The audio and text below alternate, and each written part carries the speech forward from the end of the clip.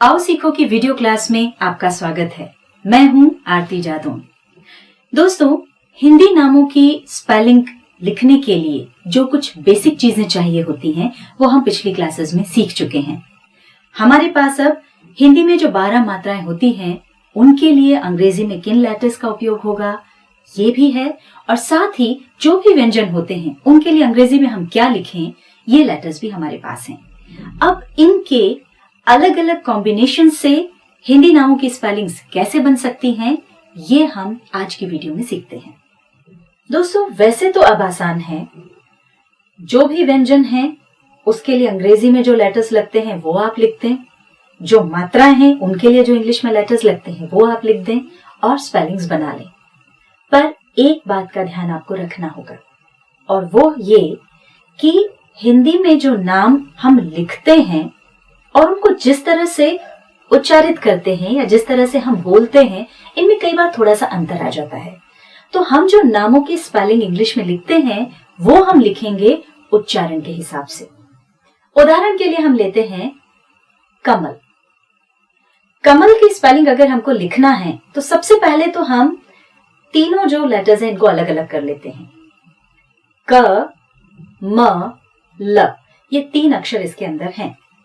अब जैसा कि हमने पिछली क्लासेस में सीखा है, क के लिए होगा के ए, म के लिए हो गया एम ए और ल के लिए हो गया एल ए।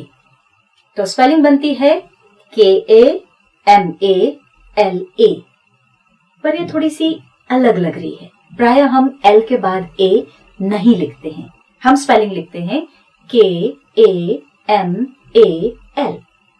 ऐसा क्यों? अब ये हम देखते हैं उच्चारण से। जब भी आप कमल शब्द का उच्चारण करते हैं तो वो होगा कमल। अब यहां पर क पूरा सुनाई देता है, म पूरा सुनाई देता है, पर ल जो है वो यहां अटक जाता है। कमल, बजाय ऐसे बोलने के हम बोलते हैं कमल। ल पूरा सुनाई नहीं देगा, इसलिए हम ल में ए नहीं लगाते हैं। अब मान लीजिए हमको लिखना है कमला। कमला लिखने के लिए भी तीनों लेटर्स हम अलग कर लेते हैं। क इसके लिए हो गया के ए, म इसके लिए हो गया एम ए, और ल में आ की मात्रा है इसलिए ये हो गया एल ए। तो स्पेलिंग बनी के A M A L A.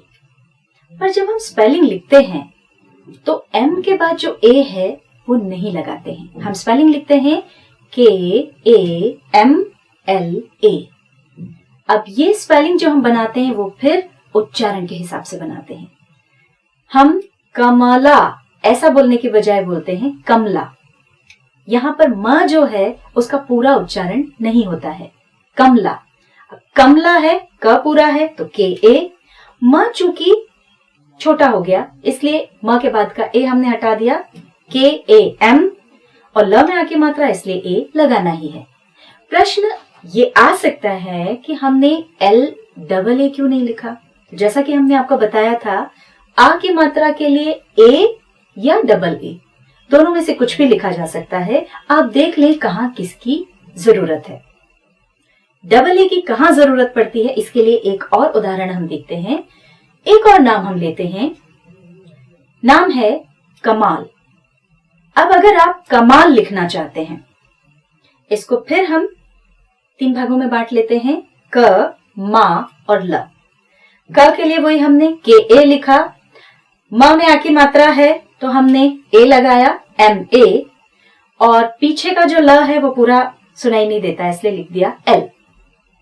अब देखिए हमारी स्पेलिंग क्या बन रही है, के ए एम ए एल, और यही स्पेलिंग तो कमल की होती है। तो जब कोई पढ़ेगा तो यहां पर कंफ्यूजन होगा, ये कमल है कि कमाल है। ऐसी जब कंफ्यूजन वाली स्थिति हो वहां पर उससे बाहर निकलने के लिए बेहतर तरीका है कि आ की मात्रा के लिए आप डबल ए लगाएं। अब हम इसमें एम ए के बजाय डबल ए कर देते हैं। अब स्पेलिंग हो गई K A M double A L.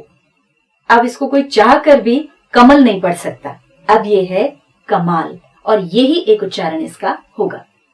तो ए लगाएं या डबल ए लगाएं, ये डिपेंड करेगा कहां आप उसका उपयोग कर रहे हैं, उसकी कैसी जरूरत है। कंफ्यूजन की स्थिति में आप डबल ए का उपयोग कर लें। अब सारी मात्राओं से कुछ और उदाहरण हम देखते हैं। रजत, रजत आपको लिखना है तो जिस तरह से कमल हमने लिखा था उसी तरह से रजत आप लिख सकते हैं। ध्यान बस एक ही बात का रखिएगा कि कब ए लगाएं और कब ए छोड़ें, ये डिपेंड करेगा उच्चारण पर। रजत में भी र ज पूरा है, लास्ट का जो त है वो पूरा नहीं निकलता, इसलिए हम लिखेंगे R A J A T, T के बाद ए नहीं लगाएंगे। अब अगर आप लिखना चाहते हैं राम, राम के लिए आर ए एम भी लिख सकते हैं और आर डबल ए एम भी लिख सकते हैं, दोनों स्पेलिंग्स चलती हैं। अब हम आते हैं छोटी की मात्रा पर। छोटी की मात्रा के लिए हमको आई का यूज करना होता है। अब मान लीजिए लिखा है गणपति। अब गणपति लिखते समय ध्यान रखें ये गणपति नहीं है, ये है गणपति। ग पर पूरा जोर है, ण पर नहीं है, इसलिए जी ए एन, एन के बाद ए नहीं आएगा। ग पूरा हो गया जी ए एन, प पे फिर जोर है इसलिए पी ए, और त में चूंकि छोटी की मात्रा है इसलिए टी आई। तो ये हो गया गणपति। इसी तरह से और भी कोई नाम है आप लिख सकते हैं। बड़ी की मात्रा हम देखते हैं, कुछ एग्जाम्पल्स हमने आपको पहले भी बताए थे, गीता, मीना, गीत। उसी तरह से अगर आपको लिखना है रहीम, रहीम में र पूरा है, आर ए, ह में बड़ी ई की मात्रा है तो ये हो जाएगा एच डबल ई, ये हो गया ही। और म फिर अधूरा है, म पर जोर नहीं है इसलिए R A H double E M, Rahim. Jeet लिखना है जे डबल ई टी, क्योंकि लास्ट वाला जो लेटर होता है या अक्षर होता है प्राय उच्चारण में वो थोड़ा छोटा रह जाता है, हम उसको खींच कर नहीं बोलते, इसलिए वहां पर अक्सर ए आपको नहीं मिलेगा। छोटी ऊ की मात्रा हमको लगानी है तो यू का उपयोग करेंगे, जैसे सुधा। सुधा लिखते समय सु के लिए एस यू, ध के लिए डी एच आएगा और आ की मात्रा के लिए ए लिखना काफी है, ये हो गया सुधा। खुशबू अगर हम लिखते हैं तो इसमें छोटा ऊ और बड़ा ऊ दोनों आ जाते हैं। ख के लिए सबसे पहले के एच लिखें।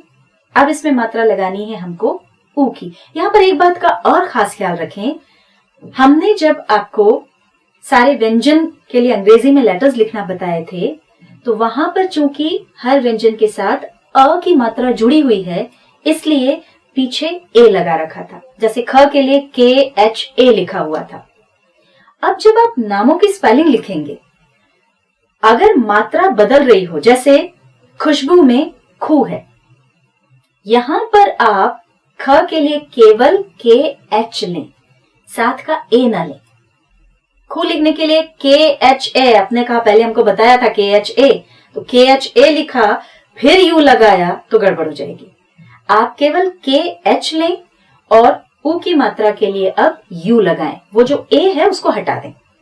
ये हो गया खू।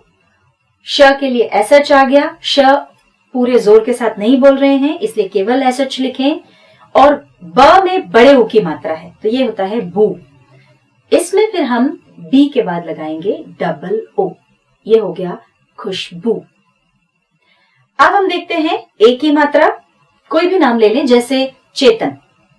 च के लिए सी एच, ए की मात्रा के लिए हमने आपको बताया था ई का उपयोग होता है, तो सी एच ई, ये हो गया चे। अब लिखना है तन, त पूरा है तो टी ए, और न फिर अधूरा बोला जाता है इसलिए केवल एन लगाकर छोड़ देंगे, C H E T A N, चेतन।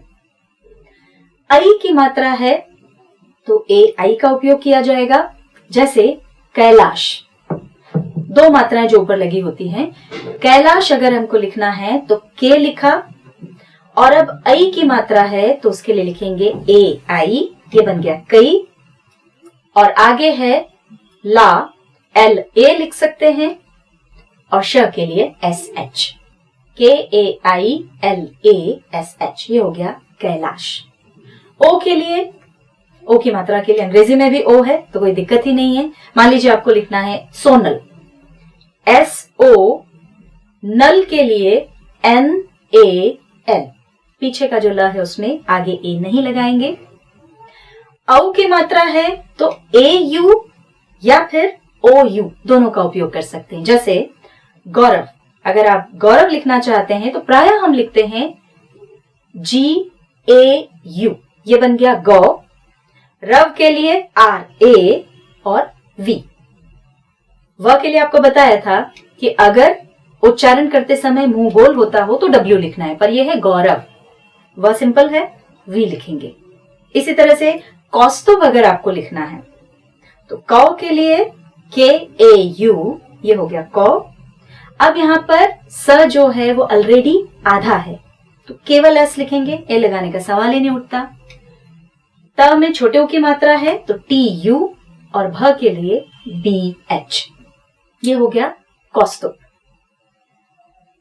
अब जो है वो अम की जो बिंदी आती है, अम की जो बिंदी है वो अन या अम दोनों तरह से पढ़ी जाती है, डिपेंड करता है कहां पर लगी हुई है। मान लीजिए हमको लिखना है आनंद, सबसे पहले तो आ के लिए आप ए लिख लें। अब है न, NA हो गया। अब न के ऊपर ये बिंदी लगी हुई है और इसका उच्चारण जो है वो अन आ रहा है, अम की बजाय अन। आनंद हम लिखेंगे ANAN और फिर D, ये हो गया आनंद। तो इसी तरह से आप स्पेलिंग्स बना सकते हैं। ये तो खैर कुछ छोटे नाम थे।